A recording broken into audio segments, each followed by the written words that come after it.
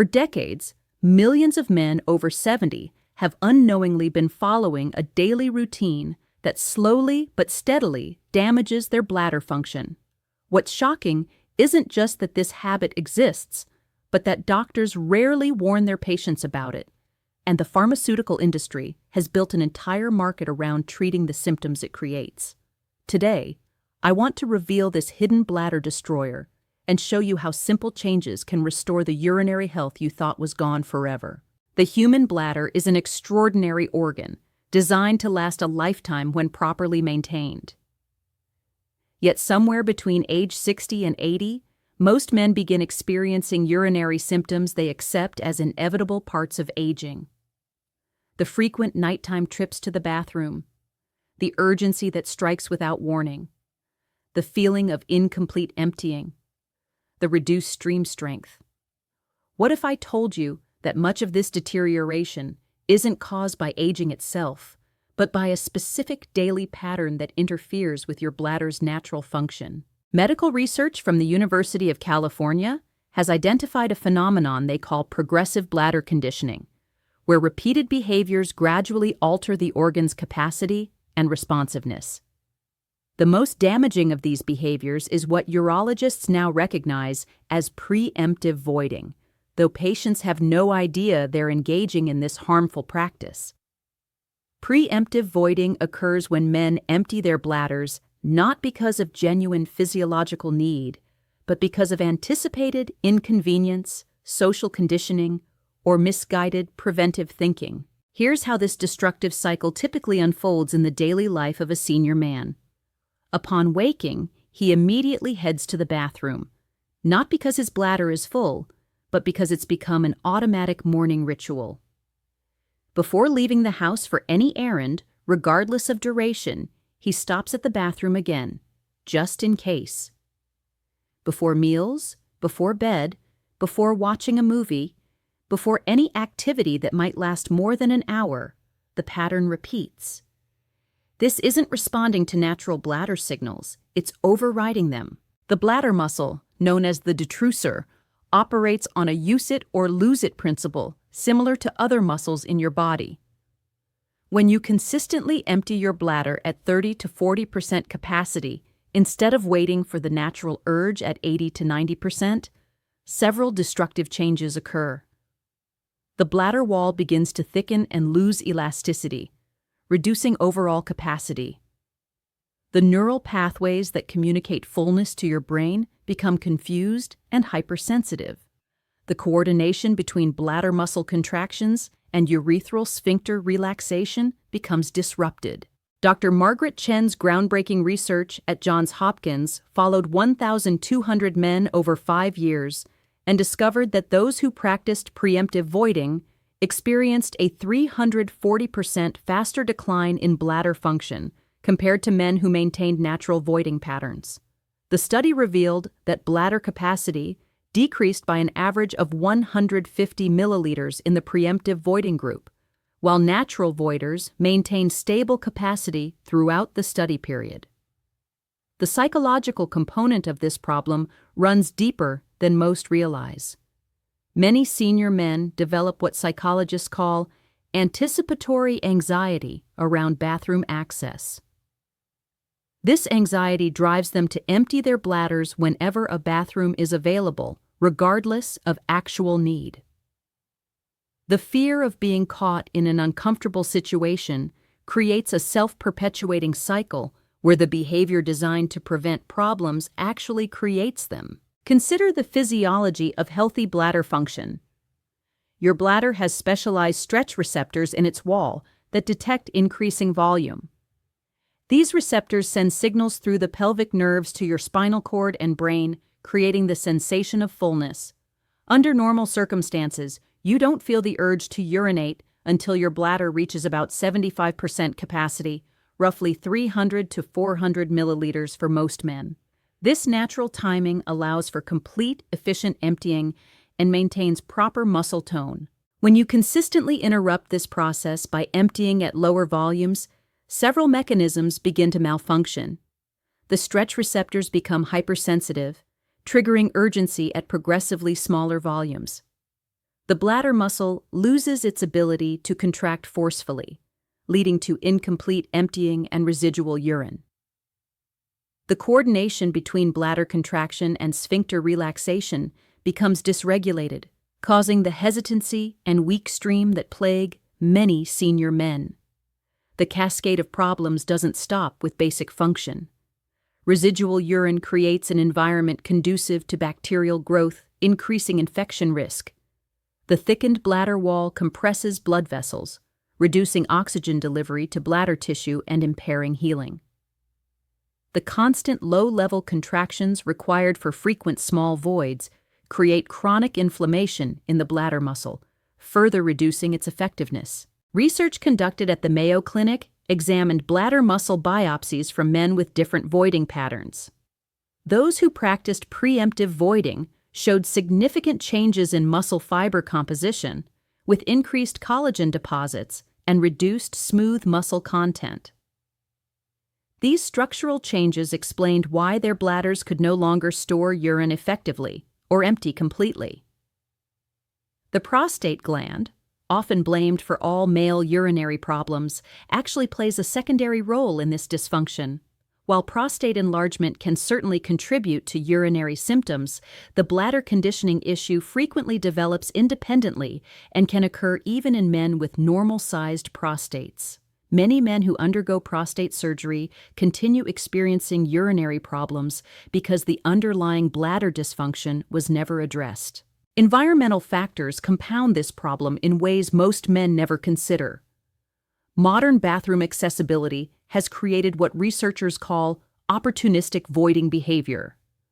Unlike previous generations, who might go hours between bathroom opportunities, today's men rarely find themselves more than 30 minutes from a restroom. This constant availability removes the natural training that historically maintained healthy bladder capacity. The pharmaceutical industry has capitalized on these symptoms with medications that treat the effects rather than the cause. Overactive bladder medications, alpha blockers, and other urinary drugs generate billions in revenue, while the underlying behavioral patterns continue unchecked. While these medications can provide temporary relief, they often create dependency and don't restore natural bladder function. Breaking free from destructive voiding patterns requires understanding and implementing what urologists call bladder retraining. This evidence-based approach gradually restores natural capacity and function by reestablishing proper neural communication between bladder and brain. The process requires patience and consistency, but the results can be transformative. The first step involves recognizing genuine versus artificial urges. A genuine urge builds gradually, feels distinctly different from mild fullness awareness, and occurs roughly every 3 to 4 hours during waking hours. Artificial urges are often triggered by environmental cues, anxiety, or habit, rather than actual bladder fullness. Learning to distinguish between these sensations is crucial for successful retraining. Bladder retraining begins with extending intervals between voids by small increments. If you currently empty your bladder every hour, the goal is gradually increasing this to 90 minutes, then 2 hours, eventually reaching the normal 3 to 4 hour intervals. This process typically takes 6 to 8 weeks and requires careful attention to your body's signals. The technique involves distraction and relaxation when artificial urges arise. Deep breathing, mental exercises, or physical activities can help override inappropriate bladder signals. When a genuine urge occurs, you practice delaying for short periods, gradually building tolerance and bladder capacity. This isn't about suffering or holding dangerous amounts of urine, but about reestablishing normal function. Fluid management plays a crucial role in successful bladder retraining. Many men restrict fluids thinking this will reduce urinary frequency, but this strategy often backfires. Concentrated urine irritates the bladder lining, increasing urgency and frequency. Maintaining adequate hydration with proper timing helps normalize bladder function while avoiding nighttime disruption.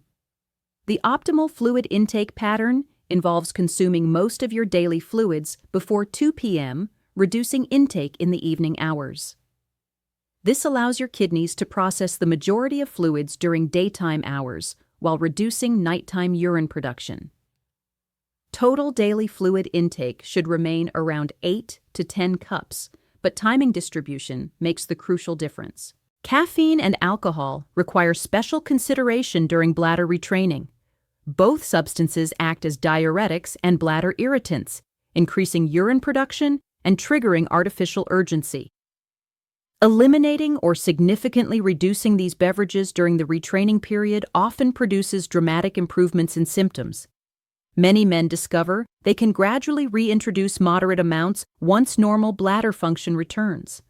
Dietary factors beyond beverages can influence bladder function in surprising ways. Acidic foods like citrus fruits, tomatoes, and vinegar can irritate sensitive bladder tissue. Spicy foods containing capsaicin may trigger urgency in some men. Artificial sweeteners, particularly aspartame and saccharin, have been linked to bladder irritation and increased urgency. The role of constipation in bladder dysfunction cannot be overlooked. The rectum and bladder share space in the pelvic cavity, and chronic constipation can physically compress the bladder, reducing capacity and triggering urgency. Addressing digestive health through proper fiber intake, hydration, and regular bowel movements often improves urinary symptoms simultaneously. Physical positioning during urination affects emptying efficiency more than most men realize. The standard standing position, while socially conventional, may not provide optimal anatomical alignment for complete bladder emptying. Some urologists recommend occasional sitting for urination, particularly for men with enlarged prostates or weak bladder muscles, as this position can improve emptying and reduce residual urine. Pelvic floor muscle function influences bladder control in ways that extend beyond simple strength. These muscles, including the levator ani complex, provide structural support for bladder and prostate while contributing to urinary control mechanisms. Many senior men develop chronic tension in these muscles from stress, prolonged sitting, or compensation for other pelvic dysfunction. Pelvic floor exercises, commonly known as Kegels, can help restore proper muscle function when performed correctly. However, many men perform these exercises incorrectly, creating more tension rather than improving coordination. Proper pelvic floor training involves both strengthening and relaxation components, teaching muscles to contract when needed and fully relax during voiding. Sleep quality and bladder function share a complex bidirectional relationship. Poor sleep disrupts hormone production, particularly antidiuretic hormone, which normally concentrates urine during nighttime hours. This hormonal disruption leads to increased nighttime urine production, creating frequent awakening for urination. The resulting sleep fragmentation further disrupts hormone balance, perpetuating the cycle. Temperature regulation affects bladder function through mechanisms most people never consider. Cold exposure triggers what physiologists call cold diuresis, increasing urine production through sympathetic nervous system activation. This explains why urinary urgency often increases during winter months or in air-conditioned environments. Maintaining appropriate body temperature through proper clothing and environmental control can reduce these effects. Stress and anxiety create complex effects on bladder function through multiple physiological pathways. Chronic stress elevates cortisol levels, which can increase urine production and bladder sensitivity. Anxiety triggers sympathetic nervous system activation, affecting smooth muscle function throughout the urinary tract.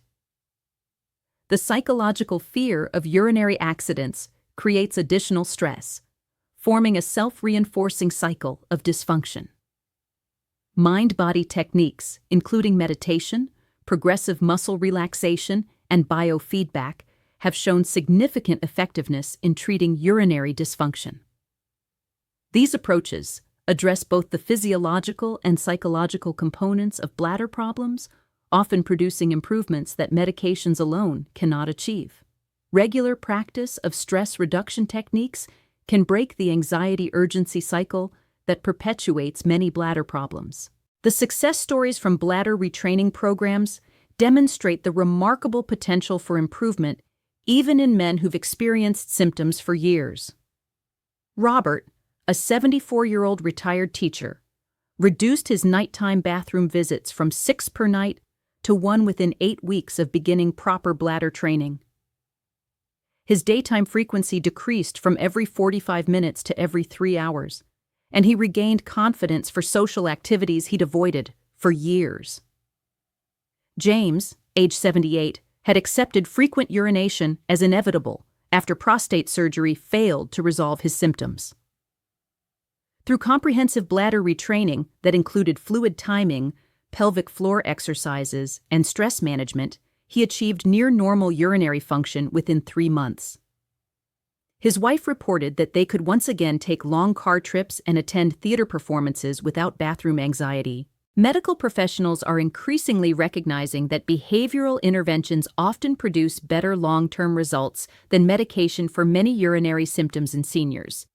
Dr. Patricia Williams from Stanford University's Urology Department notes that patients who successfully complete bladder retraining programs maintain improvements for years, while those relying solely on medication often experience progressive symptom worsening despite treatment.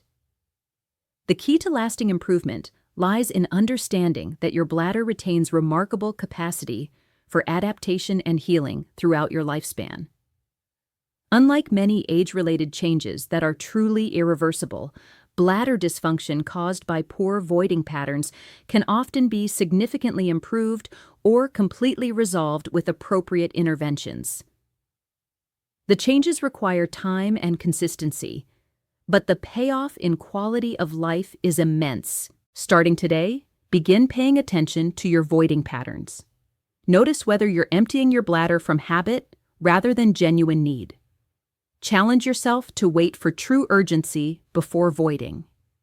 Implement proper fluid timing and consider the dietary and lifestyle factors that may be contributing to your symptoms.